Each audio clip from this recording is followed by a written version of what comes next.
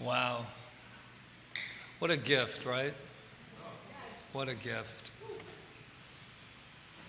We all have these gifts. Absolutely. I was thinking about this song, and I went, there goes anything I was thinking about, because the song just takes you to another higher level, as it were. I don't know if any of you remember being younger than you are today and having growing pains. I remember that time, and I wouldn't say that time in life, puberty and that whole lovely, confusing, awkward time, is something that I look back on and go, wow, wasn't that a blast? You know? But it's teaching me something now as we start to spiritually grow and we become spiritually mature. And I remember going to my mom and I was saying, I feel achy, I feel pain in my body, and is something wrong with me? And she went, sit down now. See, if someone said that to us now, we would think they were preparing us for something bad. But she said, sit down. You're growing. You're growing. And that's a good thing. That's a really good thing. And I was thinking, as you were singing, I was thinking, what if these little babies that we used to be those babies. I know sometimes we forget about it, right? But just think if the little baby just said to you, wow, I'm getting a lot of attention. You're giving me food. You clean me up after I go to the bathroom. You goo-goo gag at me. I might think I'm just going to stay at this age. What's the point of growing up to that? I mean, I got it made. All my food, everything's taken care of. I don't have anything to worry about. Drive you crazy, and I'm set. But we don't do that, do we? Because nature says, I'm sorry, you may be comfortable now or uncomfortable now, but that child gets up and says, no, I gotta walk. And that's what I gotta walk. This is great, but I got things to do, people to see, things to discover. So you go to your next level of growth. When I think that this body used to be this little baby, it blows me away, because I don't remember going, oh, here it goes from baby to the next one. No, it just happened, right? It just naturally happened. I got this visual going now. When we first came here, our first stop, and I know some of the people have been here throughout, were telling me today that they remembered us over at the professional building. And then when we first came here, we were at the Aston Aloha, known as something else now, the Holiday or whatever. But we were in this little corner room growing up. And there was some painful moments because, wow, they asked for money at the end of that thing to be able to be there. And so we were just starting out, just like kids growing up, And we were like, wow, this is incredible. And I remember this woman, she hasn't come here, but I used to work with her, and she used to do tour guides, she still does, spiritual, really deep tours around the island. And I remember her saying to me, do you know the Palladians watch you and guard you? And I was like, I must be in Kaua'i. No, I did not say that. I never would have said that. But it was a beautiful moment, because she was totally taking us to these things, and she goes, I have to share with you what goes on when you guys are in there. And I said, well, have at it. So the Palladians, does anybody know anything about the Palladians? It's Kaua'i. No. So, but here we are, and I have always been very attracted, very drawn to that particular, celestial family. And they're very big. She was talking about how big they were, and how they stood over in the little room, and they went so high, and the song reminded me of it, and they just stood there in that wonderful love, because they're a very loving energy, the Palladian people, and would just circle the entire thing with love. She said, you're really safe, but she goes, there's just one thing. I go, wow, that would be wonderful to be able to see them. And she kind of looked at me like, you're not there yet. But that's okay. That's okay. I'm a grower. I'm going to grow with this. So she goes, and they cannot come down into the room because the frequency, don't get all offended, is a little low for them. Because their frequency is so high, and we were talking about that, right? When you raise your frequency to a certain level, it's not a judgment, it's that they can't handle the lower frequency. So they need to stay high, high, high above it. And I thought, what a beautiful metaphor for this idea of growing, and this idea of that we can celebrate our growing pains. We can actually celebrate. Everything that's going on now, I wouldn't say I'm at a real party stage of our world right now, but I do know it's for our favor. I do know that there's a calling, a big calling that says, your time has arrived. And you're like, no, not now. The time is now. It's time. And what's great about it is it's time for what? It's time to not, what else can I do? Let's go. What the time is to remember finally who we truly are, and to know that we are safe and we are protected and that we have never been alone. We have never been alone ever. I don't care how lonely, and I have been lonely in my time.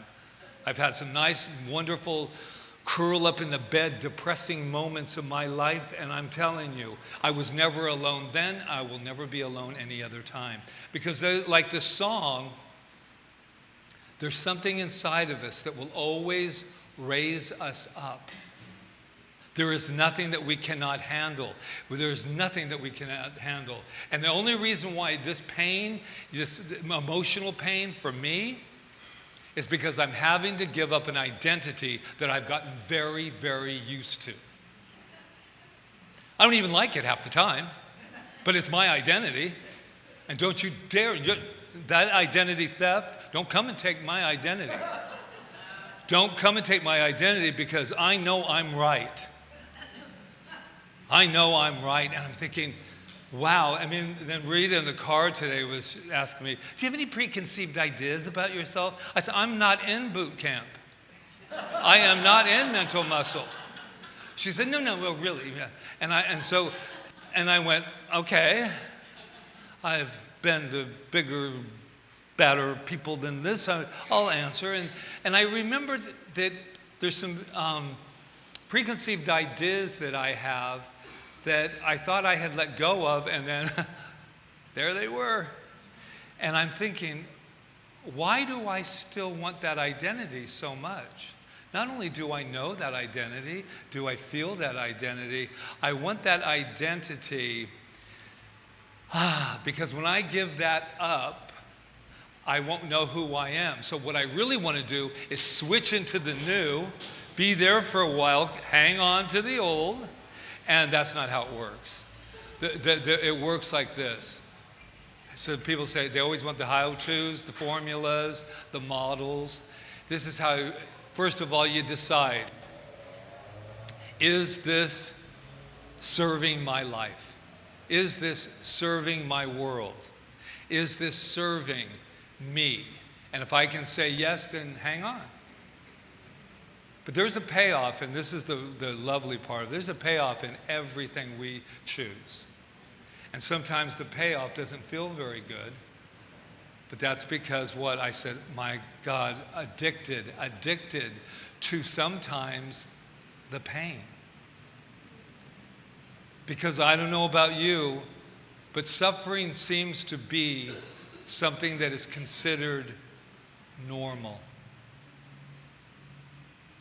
I don't know about you, but it's not normal. Some of the things that I have done in my life that we're doing right now, it is, all you parents know that very well, that these things that are happening that are very painful throughout your parenting, but we have an opportunity now, bless you, to reparent, To take this, I mean, talk about download. Someone said the other day, I was watching something, and I'm not real, but I've been in Kaua'i long enough, so I was looking at the ascension thing going on. And the ascension was, we're being downloaded with a lot of energy. I know we all want to think this is it, we got it down, but let's hope not. And there's this energy that's coming through, and we're not used to it. I'll speak for myself. I'm not used to it. So it's making my body feel sick sometimes. And it's making my body feel tired. And it's making my body, my nervous system go a little weird until I go, what would happen if I started celebrating it? What would happen if we started going, oh man, looks like crap out there, doesn't it? Oh my God, it's for me. It's for me. I can use this. I can use this to grow. I can use this to love more. I can use this to do all of those things. That's where we're at right now. And here's the other thing. You don't have to take the ticket. You don't have to take it. No one's, please don't have anyone say, you should have changed by now. You know, what the hell is that?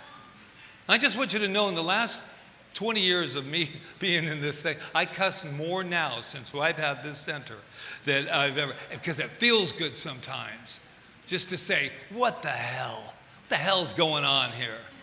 And it's like people are going, you need to change, you need to change. No, you need to take care of yourself.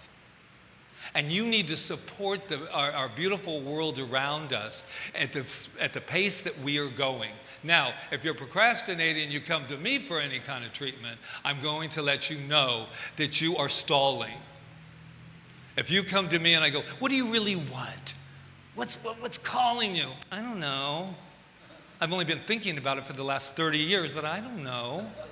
Yeah, because you see, let me tell you about I don't know. I've said it before, I'll say it again just so you make sure you remember it. I don't know is a stalling mechanism we use not to make the decision, because once we make the decision, we have to take action. Who would have thunk it? So where we're at in our life right now, we are, as Rita said, we do have some really powerful energy helping us right now. Some people want to call it God. Some people want to call it whatever you want to call it. It doesn't really matter. But we are not alone. We are supported. And if we get excited about it, then it will be even more comfortable. Because nobody wants to be uncomfortable. We avoid pain like anything, right? Anything. That's why we don't like confrontation, because it's too painful to tell the truth, and your truth. And so we're at a wonderful, wonderful place in our life right now. I had written down that I do a lot of self-inflicted growth. It's not good enough for me personally. Whenever I feel, we said that in our relationship just the other day. She doesn't mind me talking about it, because actually there's no choice she has, because I'm here. It's talking about it. She has no choice till I get home. So this is the thing. We were talking about relationships. And sometimes, I don't care what relationship, friendship, marriage, whatever. You get so busy fixing it, right? I got to fix a lot of, especially now, I got a lot of fixing to do. We're spiritual leaders. Come on, fix it, come on. Nobody asked me, but I'm going to fix it. And we said, sometimes we just get so busy we forget about our relationships, whatever they may be. And I have always been, since we've been together 25 years, I've always said we must change in order for our marriage to survive. I cannot go, oh, what she was last week, that she has to be.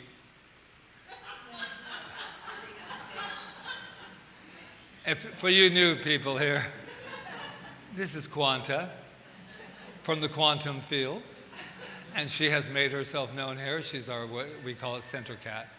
But I believe that in a relationship of any kind, and that we need to actually initiate change. And all that means is sometimes it's fun to get to know someone that you think you know, that you think you know, but here's something further than even relationships of two people. The time has come now for us to get to know ourselves. And a lot of people are saying, this is no time for your self-love, Patrick. There's a world out there that needs our attention. I'm going to tell you something. You have nothing to give the world that we live in right now if you don't start with self-love. It always brings me to almost wanting to cry because I know it's the answer. And I work on it every day, every single day, nonstop. Not that it's hard to love, Patrick. Not that it's not. But I realize without that, I won't have anything to give the world out there that is calling me. So I'm going to end with a wonderful quote from Ernest Holmes. Who doesn't know who Ernest Holmes is? Don't be afraid. Everyone else knows? Yeah. Ernest Holmes is the founder of Science of Mind and a brilliant, I think he might have been with the Palladians and decided to go do a few things over here. Oh, those Palladians. This is from the Science of Mind text. Just as there are natural laws that govern the body's growth, there are spiritual laws that govern our soul's evolution. Trusting the process, even when it's uncomfortable, is the path to freedom. One more time. Just as there are natural laws that govern the body's growth, there are spiritual laws that govern our soul's evolution. Trusting the process, even when it's uncomfortable, is the path to freedom. And remember, whatever path that you decide to take, today, tomorrow, the next day, you are never alone and you are always loved. Namaste.